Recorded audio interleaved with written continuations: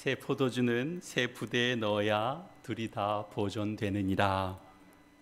어떤 말인지 대충 알 것 같습니다. 새로운 가치나 새로운 질서는 기존 틀에 억지로 넣으려고 하면 둘 다 손상되니까 새 시대, 새 질서, 새 환경, 새 마음에 담아야 된다, 그런 뜻입니다. 여기 새 포도주, 이건 변화된, 신선한 또는 생명력이 넘치는 이런 좋은 것을 의미합니다. 새 부대 역시도 낡은 것과 대조가 되죠. 낡은 것과 대조가 되는 새로운 환경, 새로운 질서, 좋은 것을 의미합니다. 새 포도주는 새 부대에, 그건 세상에서도 많이 가져다 쓰는 대표적인 성경 구절입니다. 성경 말씀 잘 모르는 사람도 이 말이 어떤 의미겠구나 싶어서 다 가져다 씁니다. 가장 쉽게 우리 접할 수 있는 것은 무슨 정치권에서도 무슨 새로운 당을 하나 만들거나 그러면 이 말 가져다 쓰면 근사해 보입니다. 새 포도주는 새 부대. 기업이 어떤 혁신을 이루려고 할 때 이 말 가져다 쓰면 준비되고 또 미래지향적인 그런 기업처럼 보입니다. 새해를 시작할 때 이 말씀, 새로운 마음가짐을 다지기에 좋아 보이죠. 누구든 이 말씀을 인용하고 앞세우면 그런 과정들을 우리가 다 뭐라고 하겠습니까? 그러나 예수님은 이 말씀을 어떤 배경에서 그리고 어떤 뜻으로 말씀하셨고, 오늘날 이 시대를 사는 우리는 이 말씀을 어떻게 읽고 어떻게 받아들이고 어떻게 묵상해야 할까 함께 나누려고 합니다. 제가 좀 의도를 가지고 16절, 17절 두 절 말씀만 따로 떼어서 본문을 삼았습니다만, 그러면 이제 이 17절 말씀이 훨씬 더 좀 눈에 들어와서요. 그러나 사실 이 말씀을 이해하려고 하면 앞선 14절에서부터 읽어 내려와야 그 의미가 두드러집니다. 함께 보실까요? 14절 말씀입니다. 그때 요한의 제자들이 예수께 나와 이르되 우리와 바리새인들은 금식하는데 어찌하여 당신의 제자들은 금식하지 아니하나이까? 예수께서 그들에게 이르시되 혼인집 손님들이 신랑과 함께 있을 동안에 슬퍼할 수 있느냐? 그러나 신랑을 빼앗길 날이 이르리니 그때에는 금식할 것이니라. 그러니까 이게 요한의 제자들 그리고 바리새인들, 이들은 이제 금식을 하는데 왜 선생님의 제자들은 금식하지 않는가 궁금해서 단순히 물어보는 게 아닙니다. 사실은 어떤 도전을 하고 있는 겁니다. 꾸준히 담긴 그런 질문인 거죠. 그러자 예수님께서 혼인잔치에 온 손님들이 신랑과 함께 있는 동안에 어떻게 금식할 수 있겠느냐 이렇게 반문하시고, 신랑을 곁에 두고 있는 동안에는 금식할 수 없는 것 아니겠느냐 이렇게 답변해 주심으로 해서 지금 예수님과 함께 이렇게 따라다니고 있는 제자들이 이 바리새파 사람들이나 요한의 제자들과 달리 금식하지 않는 것에 대해서 그 정당성을 부여해 주셨습니다. 이제 그런 후에 이런 가르침을 좀 더 확대해서 설명하는 것이 바로 오늘 우리가 읽은 본문 말씀 16절, 17절 말씀이 되겠습니다. 새 포도주는 새 부대에 담아야 된다. 생배 조각을 낡은 옷에다 대고 깁는 사람은 없다. 왜냐하면 새로 된 조각이 그 낡은 곳을 당겨서 결국은 더 심하게 찢어질 것이기 때문에 그렇다라는 내용입니다. 언뜻 보면 예수님께서는 마치 금식하지 않는 것이 당연한 것처럼 그렇게 대답하는 것, 그렇게 보입니다. 그래서 예수님은 당시 유대 사회에서 통용되고 있던 여러 가지 격식들을 무너뜨리는 분처럼 그렇게 보여집니다.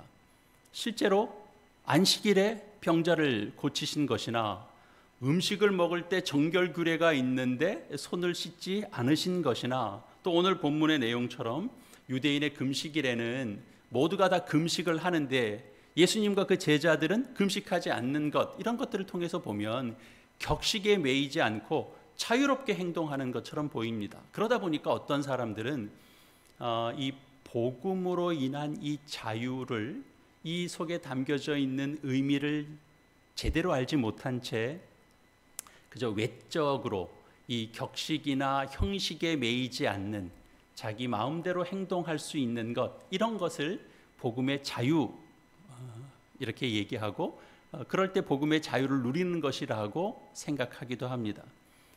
내가 하기 싫으면 안 할 수 있고, 내가 마음에 드는 것, 할 수 있는 것, 이게 자유라고 하고, 누구든지 내가 하기 싫은 것을 억지로 하게 하면 이건 복음의 원리가 아니라고 거부하기도 합니다. 그러나 이건 복음의 원리와는 거리가 먼 것입니다.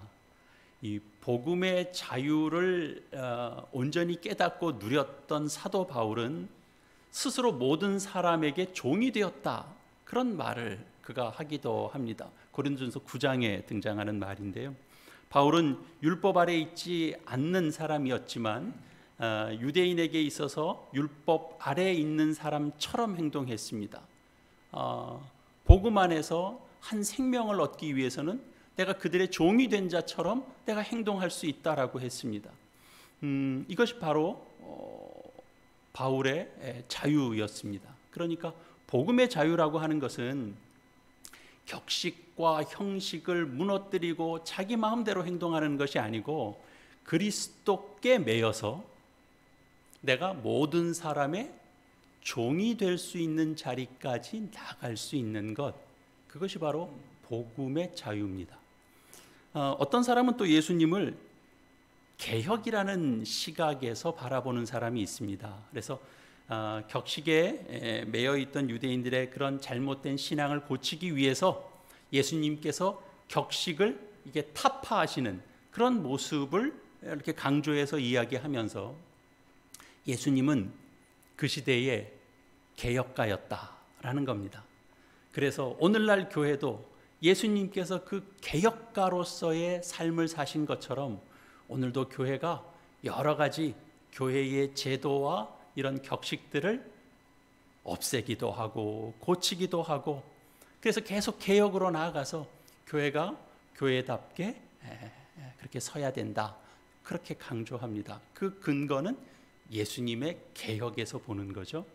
그러나 예수님께서 격식이나 이 형식에 매이지 않고 자기 마음대로 하고 싶은 것을 이렇게 자유롭게 행동하라거나, 또는 격식이나 형식이라는 것이 외적인 그런 형식에 관한 것이니까 그것은 굳이 지킬 필요가 없다라고 말씀하신 적은 없습니다.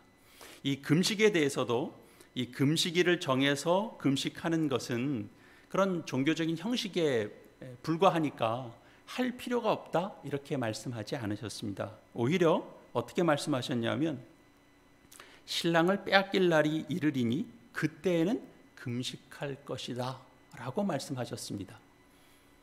금식을 부정하신 게 아닙니다. 우리가 잘 알죠. 예수님 공생애 시작하실 때 40일간 금식하셨습니다. 광야에서 마귀의 시험을 받으셨습니다. 그리고 천국 백성들을 위해서 복음의 말씀을 전할 때도, 가르치실 때도 하나님 앞에서 참되게 의를 행하는 것, 그리고 기도하는 것, 그렇게 가르치면서 더불어 금식하는 것에 대해서도 가르치신 바가 있습니다. 그러니까 예수님은 금식하는 것을 반대하신 적이 없고, 그리고 예수님 자신도 그리고 제자들도 금식을 하지 않은 것이 아닙니다. 그렇다면 이제 이 세례 요한의 제자들과 이제 예수님 간의 이 오고 가는 질문, 대답 속에는 겉으로 드러나는 것보다 훨씬 더 깊은 내용이 이 속에 담겨 있는 겁니다. 우선 예수님께서 하신 말씀은 금식을 찬성하느냐 반대하느냐 이런 내용하고는 전혀 상관이 없는 내용입니다. 오히려 이 말씀의 핵심은 신랑이 혼인잔치를 위해 함께 있을 때 이때는 기뻐할 때다라는 것을 강조하고 있는 거죠. 예수님의 제자들이 바리새파 사람들처럼 혹은 요한의 제자들처럼 예수님과 함께 있을 때 금식을 한다라고 하는 것은 이 새 포도주를 낡은 부대에 담는 것이고 생배 조각을 이 낡은 옷에 깁는 것과 마찬가지가 된다라는 거죠. 여기 이제 낡은 옷, 낡은 가죽 부대라고 하는 것은 바리새파 사람들이 가지고 있는 관례입니다. 또한 요한의 제자들이 가지고 있는 생각이고 사상이고 그렇습니다. 그리고 새 포도주, 생배 조각은 예수 그리스도로 말미암아 이 땅에 시작된 하나님의 나라입니다. 하나님의 통치가 예수 그리스도를 통하여 시작된 겁니다. 이 예수 그리스도로 말미암아 도래한 이 천국, 이 하나님의 나라는 그 내용이 근본적으로 완전히 새로운 것이기 때문에 낡은 부대, 이 낡은 옷으로 상징되는 유대 사람들, 그 바리새파 사람들이 가르치는 그 가르침으로는, 그들이 가지고 있는 이 마인드로는 도저히 수용할 수 없는 내용이다라는 겁니다. 그래서 이 하나님 나라의 복음이라고 하는 것은 그 특성상 그것을 담아내고 표현하기 위해서는 새로운 틀, 새로운 형식, 새로운 구조, 어떤 새로운 수단, 이런 것들이 반드시 필요한 겁니다. 그래서 이 새로운 복음, 이 천국 복음, 이 하나님 나라는 그것을 담아낼 수 있는 새로운 그릇이 반드시 필요한 겁니다. 그렇게 하지 않으면 구현되지 못하는 거죠.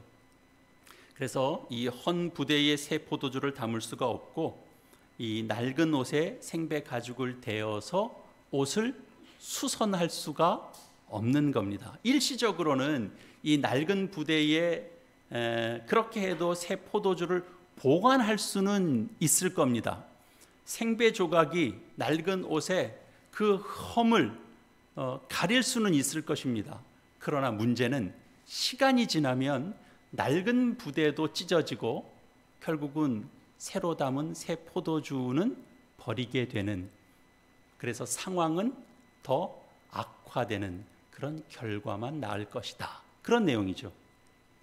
바리새파 사람들이 가지고 있는 이런 유대교적인 질서, 그런 율법 이해, 그들이 표현하고 있는 이 하나님의 뜻을 율법 안에서 우리가 표현해내는 방식으로는 예수님께서 이 땅에 오셔서 펼치시려고 하시는 그 구원의 은혜를 다 담아낼 수가 없다라는 겁니다.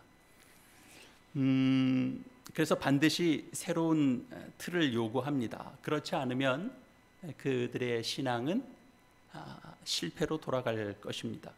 그래서 이런 새로운 어떤 내용과 구조를 요구하고 있는 것, 이런 것들이 결국은 오늘 이 시대를 살아가는 우리들에게도 중요한 가르침, 또 생각할 거리, 통찰력을 줍니다. 이런 얘기가 되는 거죠. 오늘날 살아가는 우리들이 예수를 믿는다, 크리스찬이다, 우리는 신앙을 가지고 살아간다 라고 하는 게 어떤 거냐를 이야기할 수 있어야 되는 겁니다.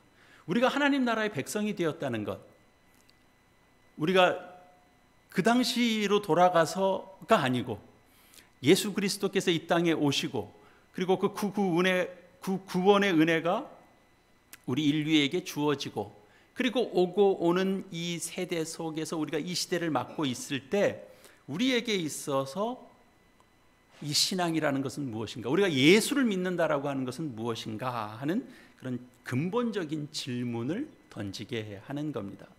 오늘 본문의 말씀에 비추어 보면 예수를 믿는다라고 하는 것은 우선적으로 이런 것은 아닙니다. 우리가 이 세상을 살아가는데 이런저런 방법으로, 이런저런 가치관으로 또 이렇게 형성된 그런 습관들이 있습니다. 그런 생각과 습관과 가치관으로 살아가는데 별 어려움은 없습니다. 그냥 그렇게 살아갑니다. 그런데 몇 가지 부족한 건 좀 있습니다. 그 부족한 부분을 예수를 믿는 것으로 해결하려고 하는 것, 그건 여기 예수님께서 말씀하고 있는 새 포도주를 새 부대에 담는 것과는 관련이 없는 겁니다. 우리가 이 시대를 살아가는데 불편한 것들이 있죠. 왜 없습니까? 어려운 것들이 있습니다. 근데 그 어려운 것들을 좀 보충해주고 좀 보완해주고 다소 해결해주고 그런 일을 위해서 예수가 필요하고 예수가 동원되고 지금 그 얘기가 아닌 겁니다. 예수가 우리 삶에 동원되는 이유는 우리 삶에 좀 몇 가지, 그냥 살아가는 것도 괜찮은데 좀 불편한 게 있어요. 도움이 필요해요. 그래서 그 도움이 필요한 물질, 건강, 마음의 평안, 이런 것들을 해결하기 위해서 우리가 예수를 찾고 그 이유 때문에 예수 그리스도께서 이 땅에 온 것이라면 결국 이 말씀 비유에 비유해 보면 낡은 부분을 생배로 키워서 보충해서 생활하는 것과 다름이 없다. 그 말씀입니다. 약간 이제 긴장이 되죠. 우리 다 그렇게 살고 있는데 그렇지 않습니까? 그렇게 해서는 결국은 포도주는 결국은 시간이 지나면 당장은 문제가 없는 것처럼 보이지만 시간이 지나면 부대는 터지게 되고 포도주는 다 쏟아지게 될 것입니다. 복음의 가치는, 내용은 다 상실돼 버리고 우리 자신은 인생을 살긴 살아가는데 붙들고 살아가는 것 같은데 갈 바를 잃어버리는, 나 뭐 붙잡고 살고 있었지 그동안? 약간 그런 것과 같은 그런 현실을 당면하게 될 것이다. 그런 내용이 담겨져 있는 거죠. 여러분, 예수님 앞에 찾아 나왔던 부자 청년 이야기가 복음서에 기록되어 있습니다. 예수님께 찾아 나와서 영생을 물었습니다. 그 청년에게 예수님께서 하셨던 말씀이 있는데요. 예수님께서 너 그동안 참 잘 살았다. 그 청년의 인생을 아주 긍정해 주면서 잘 살았는데 한 가지 좀 부족한 게 있어서 그걸 좀 보충해 주면 좋겠다. 그런 식으로 영생을 이야기하지 않았습니다. 부족한 것이 있다라고 말씀은 하셨지만 그것이 이런 식으로 잘 살아왔는데 하나 부족해서 그걸 보충하면 되겠다라고 얘기하신 게 아니고 그 한 가지는 나머지는 다 버려도 되는 그 가장 중요한 그 한 가지를 너희가 놓치고 있다. 그런 식으로 말씀하신 거죠. 그래서 사실은 한 가지 보충해야 된다는 얘기가 아니고 내 삶 전체를 뒤집어야 된다. 그런 말씀으로 하신 겁니다. 예수를 믿는 신앙이라는 것이 지금까지 우리가 살아왔던 어떤 삶의 내용들, 추구했던 것들이 잘못된 것이었구나. 나는 그 기초와 출발과 또는 그 목표와 그 지향점이 잘못된 것이었구나라는 것을 전제로 할 때 예수 믿는 신앙이 비로소 출발하게 됩니다. 나라는 존재가 여러분 어떻게 형성됩니까? 여러분, 기본적으로 나라는 존재는 이 세상에서 그 개인이 추구하고 목표로 삼고 중요하게 여기고 있는 것, 이렇게 잘 꾸미면 좋다라고 생각하는 것, 이런 것들을 우리가 늘 받아들이면서 살아가고 내가 형성되고 그렇습니다. 보통 일반적으로 그렇습니다. 물론 이제 태어나시면서부터 특별한 하나님의 간섭이 있으셔서 어릴 적부터 거룩한 것에 익숙해져 있는 분들도 있을 수 있겠습니다만 기본적으로는 우리가 다 세상이 제공해 주는 내용들로 우리가 채워져서 살아갑니다. 우리는 다 세상이 하는 말들 속에서 우리는 우리 자신들이 형성되어 갑니다. 우리 안에 그게 다 배어 있습니다. 우리의 물질관, 우리의 건강관, 우리의 성공관, 우리의 행복관, 이거 다 세상에서 영향받은 것으로 형성됩니다. 우린 다 세상에서부터 배웁니다. 세상이 제공해 준 것들로 우리는 채워갑니다. 그렇지 않습니까? 우리가 이 세상을 살아가는데 제일 중요한 게 뭡니까? 제일 중요한 게 예수 그리스도요. 이렇게 답을 하시면 제가 이제 그 다음부터는 진행이 잘 안 되고요. 세상에서 제일 중요한 것, 돈이죠. 돈이 있어야 됩니다. 돈이 중요합니다. 우리는 이런 가치 속에서 영향받고 살아가고 있습니다. 우리는 건강해야 됩니다. 요즘처럼 이제 100세 시대라고 하는 시대를 살면 최소한 우리도 100세를 살아야 되는 겁니다. 그냥 100세, 100세를 찍는 게 중요한 게 아닙니다. 건강해야 됩니다. 아프지 않아야 됩니다. 다 어디서 영향받습니까? 우리 다 세상에서 영향받습니다. 성공해야 된다, 행복해야 된다. 어떤 성공입니까? 어떤 행복입니까? 자연스럽게 그려지는 이미지가 있는데요. 이런 것 다 우리 알게 모르게 다 세상에서 영향받고 사는 것들입니다. 그런 기준에서 비추어 보면 우리는 충분하지 못합니다. 우리는 부족합니다. 물질에서도 부족하고 행복도 부족합니다.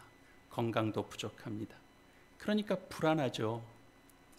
내 인생이 성공과는 좀 거리가 먼 것 같고 행복이라고 하는 것도 좀 요원해 보입니다. 이럴 때 예수를 믿는 것은 어떤 의미입니까? 예수를 믿는다라고 하는 것이 결국은 예수를 믿어서 얻는 복이 결국은 이 세상에서 영향받고 살아가는 이런 가치, 이런 내용들, 이것을 더 채워주고 예수 믿어서 더 강화시켜주고 예수 믿어서 더 견고하게 되고 이런 일들을 위해서 우리가 예수가 필요하다면 그것이 새 포도주가 새 부대에 담긴 것이 되겠습니까? 아니면 우리가 앞에서 질문을 던진 것처럼 새 포도주를 낡은 부대에 담은 형국이 되겠습니까? 우리는 이 새 포도주로 비유되는 놀라운 은혜의 복음을 접한 사람들입니다.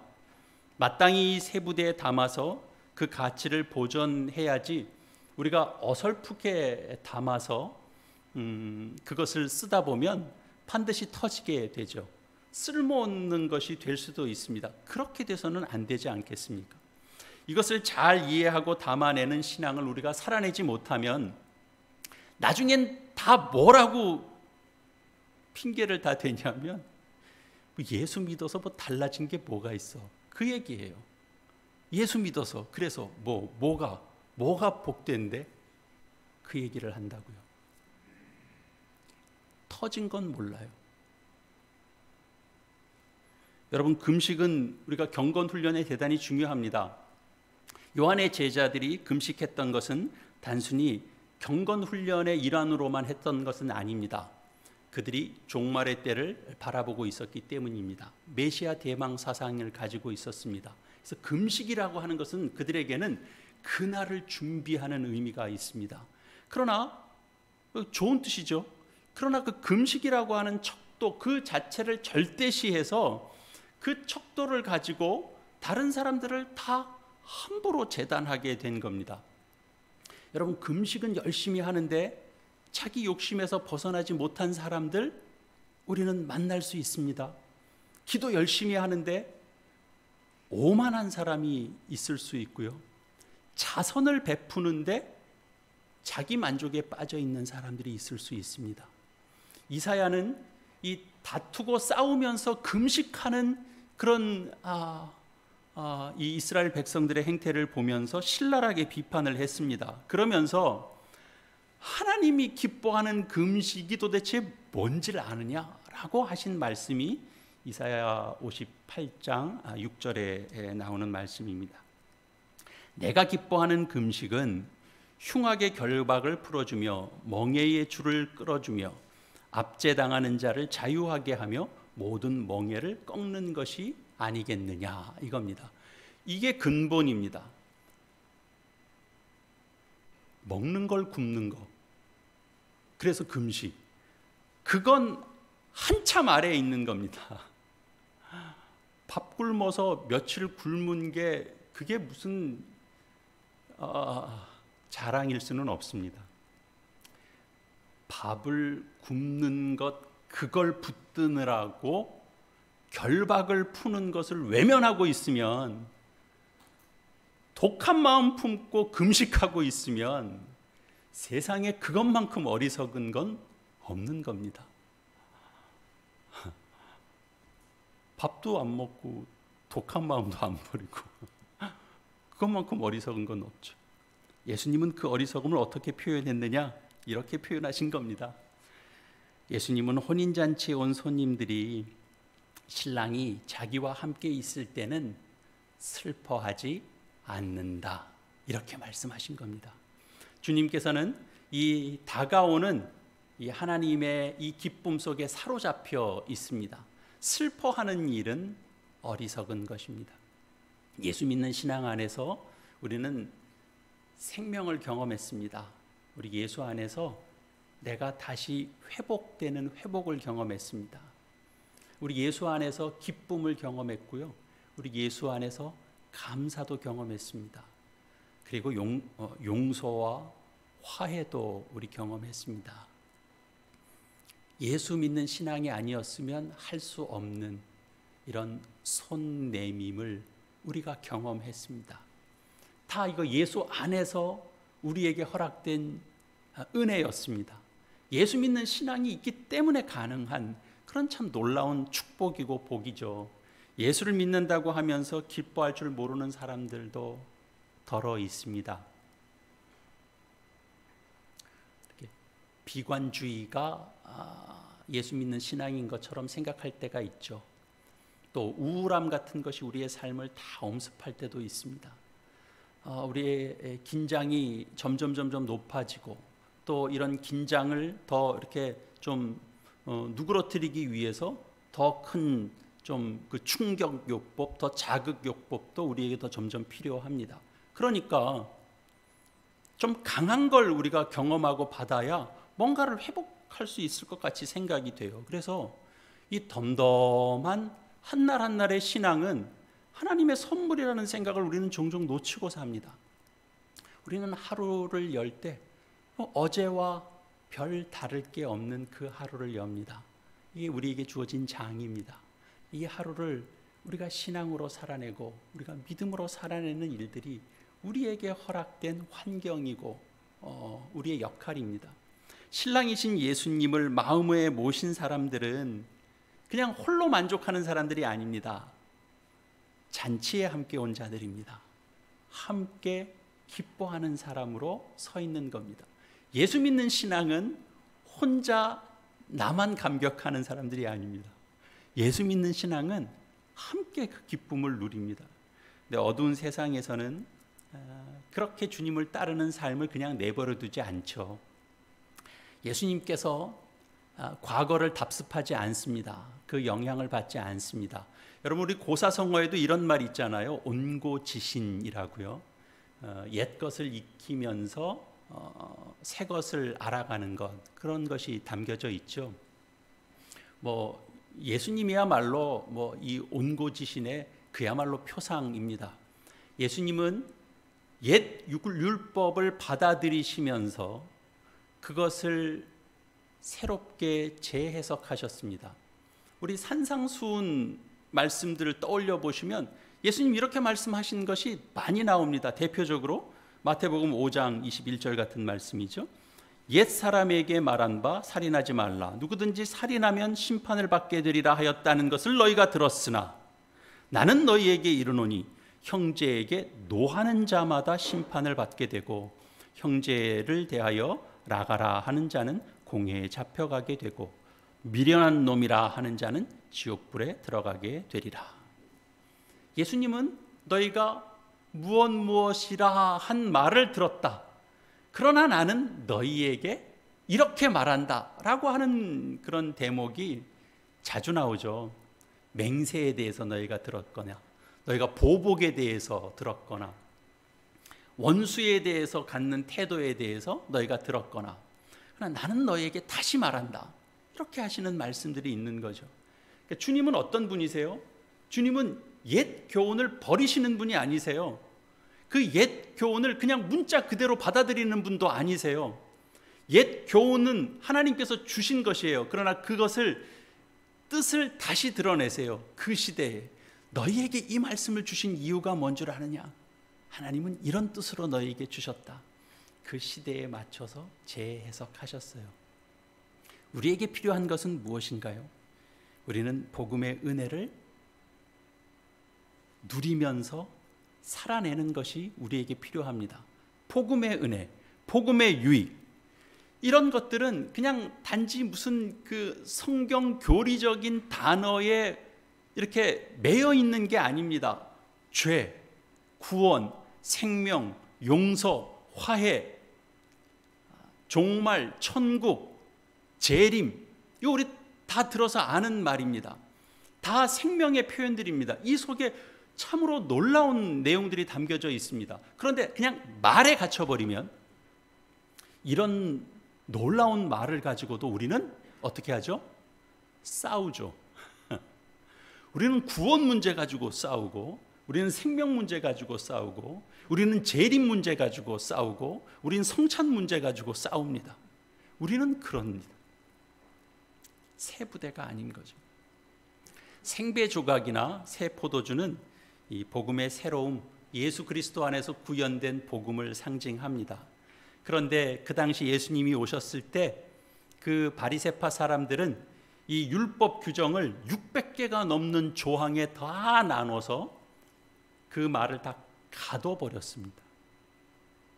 그래서 뭐를 어긋나면 이건 다 하나님의 뜻을 어긋나는 것으로만 사용했죠.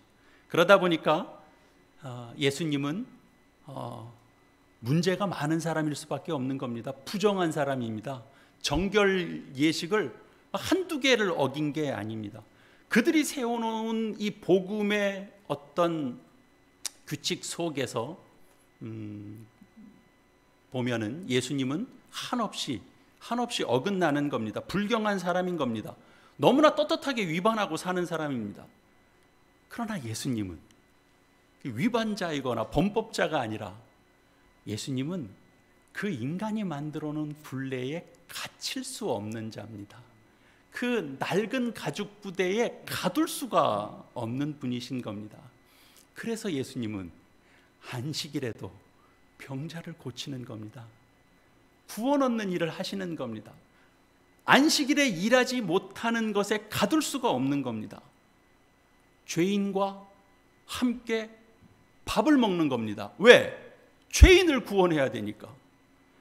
죄인을 구원하러 오신 분이 죄인과 같이 안 하면 어떻게 구원하겠습니까? 근데 정결 규례에 따지면 같이 할 수 없는 겁니다. 같은 식탁에 앉아서 식사 교제를 할 수 없는 겁니다. 귀신을 고칩니다. 소외된 자들과 벗이 되어주는 일에 예수님은 주저함이 없으셨습니다.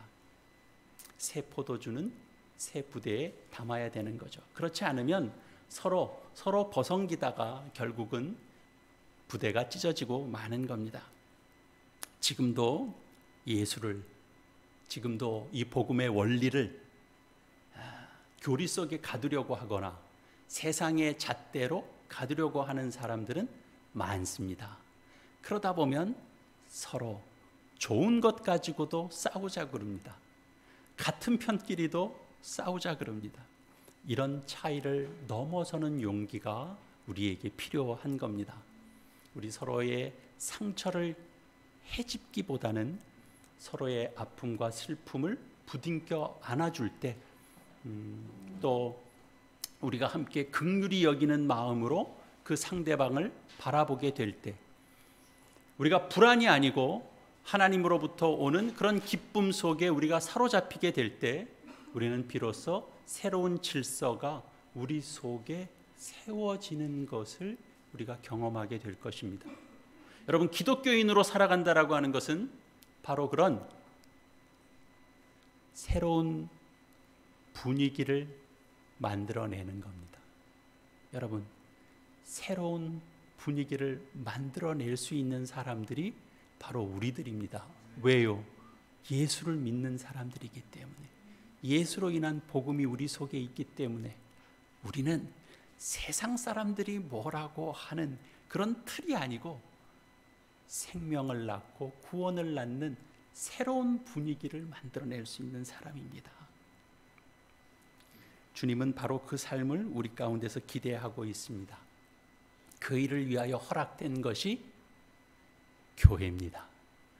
교회를 통해서 우리는 훈련받고 교제합니다. 교회를 통해서 지도받고 책망도 받습니다. 교회를 통해서 위로도 받고 사랑도 받습니다. 교회가 얼마나 훌륭한가 이런 건 본질이 아닙니다. 가정에서 얼마나 만족하느냐와 상관없이 가정이 있는 것과 가정이 없는 것은 그것은 비교 불가합니다. 교회는 그런 겁니다.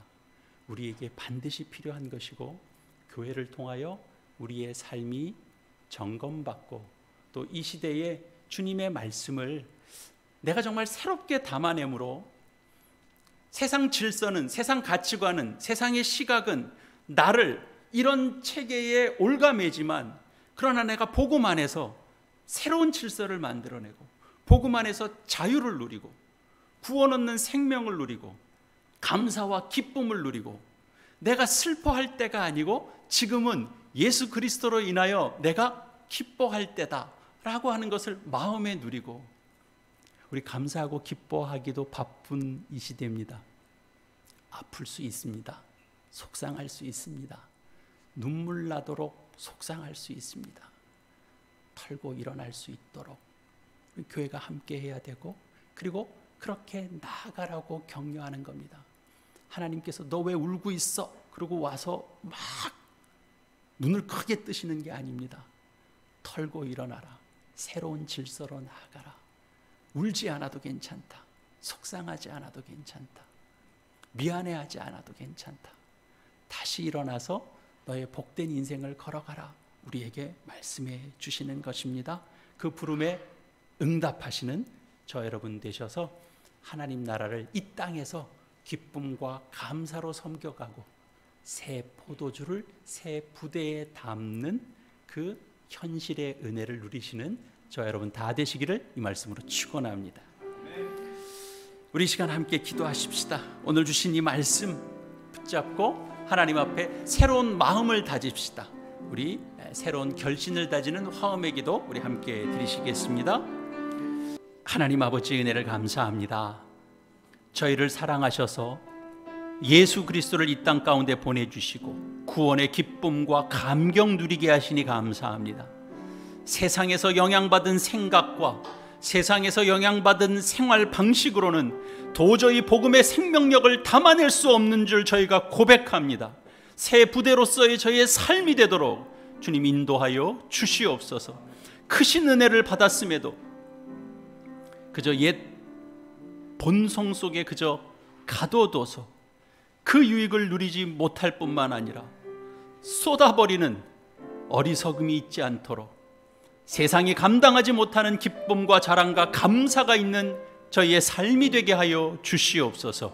복음의 은혜를 놓치고 불안해하고 분노하고 오히려 세상을 향해 달려가는 저희들을 불쌍히 여겨주시고 하나님 나라의 질서를 그 복된 것을 그 생명을 이 땅에서도 맛보고 누리고 감사하는 인생을 살고자 하오니 주님 저희의 인생과 함께 해주셔서 저희가 새롭게 다짐하는 이 마음이 결국은 우리가 복음의 유익을 누리는 삶의 자리로 나아갈 수 있도록 주님 인도하여 주시옵소서.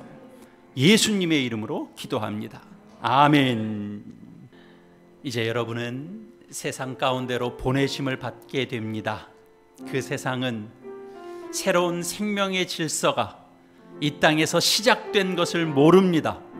그런데 그 세상에서 세상이 가르쳐준 질서가 아니라 복음이 전해준 질서와 그 가치를 따라 새로운 존재와 새 마음을 담아서 삶으로 은혜를 누리며 즐거워하며 감사하며 살아가는 여러분의 복된 신앙 인생 되기를 간절히 바랍니다.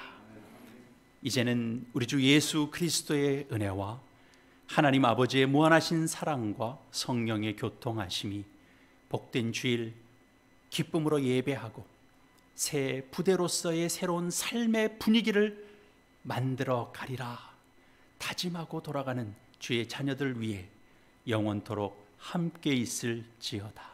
아멘.